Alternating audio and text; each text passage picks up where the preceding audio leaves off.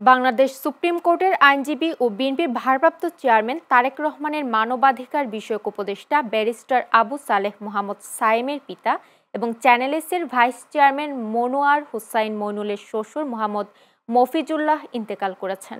ইন্না লিল্লাহি ওয়া ইন্না ইলাইহি রাজিউন। পারিবারিক সূত্রে জানা গেছে, তিনি রবিবার সকালে রাজধানীর ইউনাইটেড হাসপাতালে চিকিৎসাধীন অবস্থায় শেষ নিঃশ্বাস ত্যাগ করেন। মৃত্যুকালে তার বয়স হয়েছিল প্রায় ৮০ বছর। তিনি স্ত্রী, সন্তান ও আত্মীয় স্বজন সহ অসংখ্য গুণগ্রাহী রেখে গেছেন। আগামীকাল সোমবার সকাল ১০টায় নোয়াখালীর মাইজদি বড় মসজিদে প্রথম জানাজা অনুষ্ঠিত হবে। এরপর লক্ষ্মীপুরের নিজ গ্রামের বাড়িতে আসরের পর দ্বিতীয় জানাজা শেষে তাকে বাবার কবরের পাশে দাফন করা হবে।